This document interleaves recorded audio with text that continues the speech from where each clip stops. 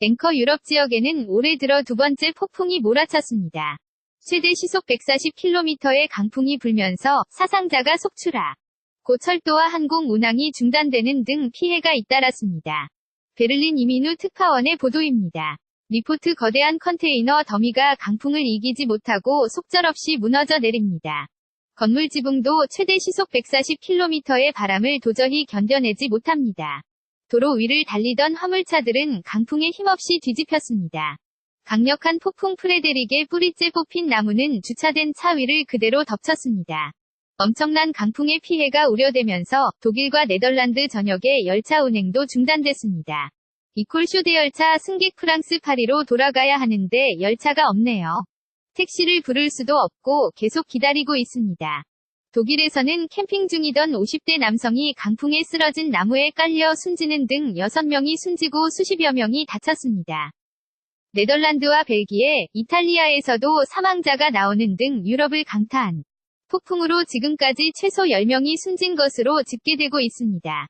폭풍과 함께 기온이 갑자기 떨어지면서 빙판길 교통사고도 이어졌습니다.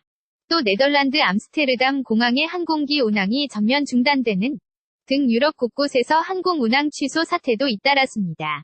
베를린에서 KBS 뉴스 이민우입니다. 앵커 유럽 지역에는 올해 들어 두 번째 폭풍이 몰아쳤습니다.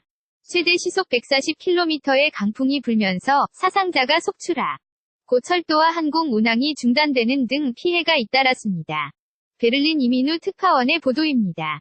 리포트 거대한 컨테이너 더미가 강풍을 이기지 못하고 속절없이 무너져 내립니다.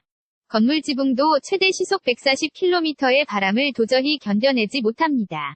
도로 위를 달리던 화물차들은 강풍에 힘없이 뒤집혔습니다. 강력한 폭풍 프레데릭의 뿌리째 뽑힌 나무는 주차된 차 위를 그대로 덮쳤습니다. 엄청난 강풍의 피해가 우려되면서 독일과 네덜란드 전역의 열차 운행도 중단됐습니다. 이콜쇼대 열차 승객 프랑스 파리로 돌아가야 하는데 열차가 없네요. 택시를 부를 수도 없고 계속 기다리고 있습니다. 독일에서는 캠핑 중이던 50대 남성이 강풍에 쓰러진 나무에 깔려 숨지는 등 6명이 숨지고 수십여 명이 다쳤습니다. 네덜란드와 벨기에, 이탈리아에서도 사망자가 나오는 등 유럽을 강타한 폭풍으로 지금까지 최소 10명이 숨진 것으로 집계되고 있습니다. 폭풍과 함께 기온이 갑자기 떨어지면서 빙판길 교통사고도 이어졌습니다. 또 네덜란드 암스테르담 공항의 항공기 운항이 전면 중단되는 등 유럽 곳곳에서 항공 운항 취소 사태도 잇따랐습니다. 베를린에서 KBS 뉴스 이민우입니다. Let it go.